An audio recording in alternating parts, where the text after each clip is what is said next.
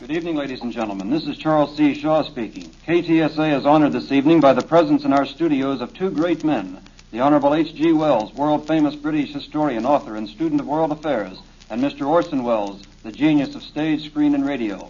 This is the first time that Mr. H.G. Wells and Mr. Orson Welles have appeared together. In fact, they met for the first time only yesterday here in San Antonio. But this is not the first time that their names have been linked. 2 years ago, Mr. Orson Welles adapted Mr. H.G. Wells' book, War of the Worlds, for radio purposes, and you know the rest. Revising the story somewhat, Mr. Orson Welles depicted an invasion of the United States by men from Mars. Although he explained it numerous times during the program that it was fictitious, the country at large was frightened almost out of its wits. Men called radio stations offering to enlist against the Martians. Others were panic-stricken. The realism of the production, frightening though it was a tribute to Mr. Orson Welles' genius. And thus the name of Wells, H-G-W-E-L-L-S, and Orson, W-E-L-L-E-S, became linked. Mr. H.G. Wells, in the opinion of many, is the world's most famous man of letters. He has come to San Antonio to address the United States Brewers Association, and Mr. Orson Welles is here for a town hall forum address Wednesday. In this meeting of great minds, I feel rather inconspicuous, and the less I have to say, the better you listeners will like it. But first, could I interest you gentlemen in a discussion of Mr. Orson Welles' broadcast of Mr. H.G. Wells' book, The War of the Worlds. You're turning the meeting over to us, sir? I am, for the moment. He's turning it over to us. Well, I've had a series of the most delightful experiences since I came to America. But the best thing that has happened so far is meeting my little namesake here, Orson. I find him the most delightful carrier. He carries my name and an extra E that I hope he'll drop sooner or later. See no sense in it. And I've known his work before he made this sensational Halloween spree.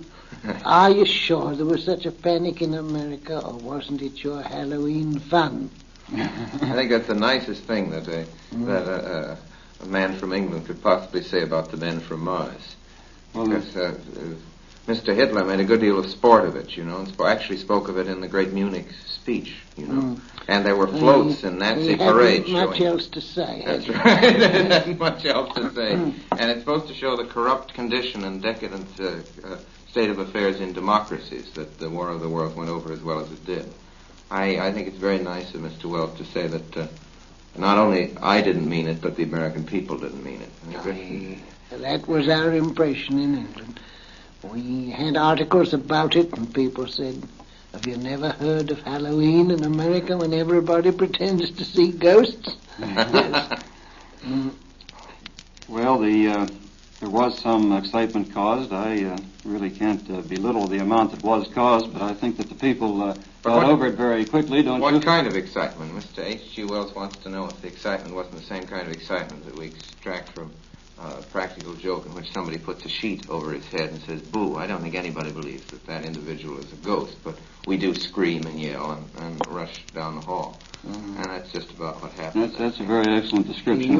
You aren't quite serious in America yet. You haven't got the war right under your chins, and the consequences you can still play with ideas of terror and conflict.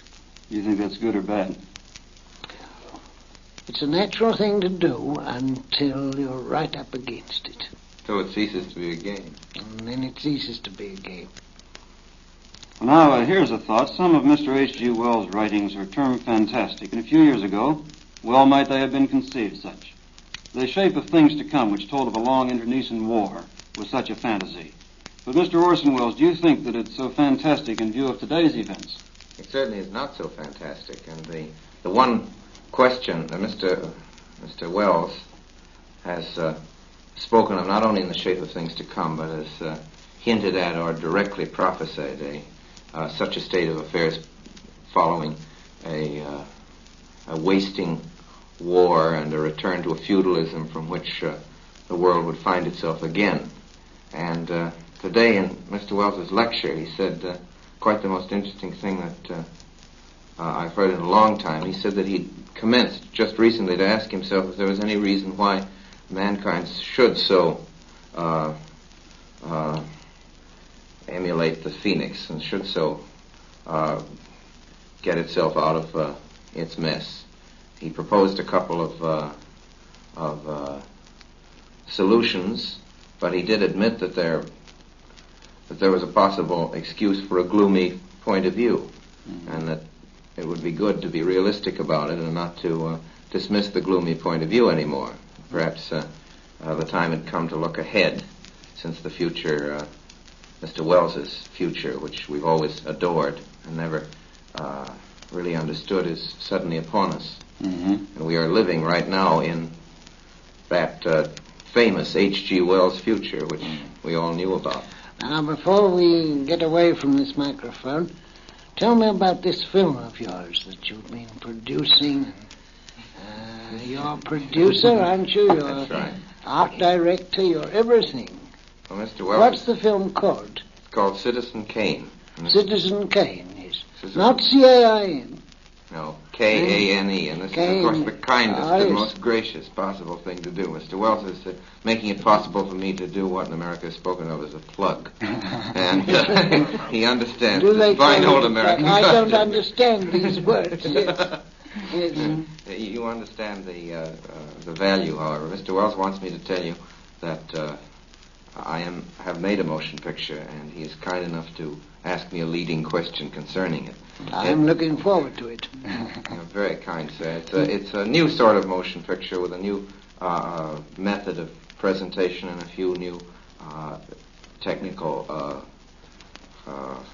experiments, a few new methods of telling a picture, not only from the point of view of writing, but of showing it. If I don't misunderstand you completely, I think there'll be a lot of jolly good new noises in it. What do you think? I hope so. I think a few jolly good new noises are what the motion pictures could well afford these days. I hope you're right, and I hope there are some jolly good new noises. I can think of nothing more desirable in a motion picture.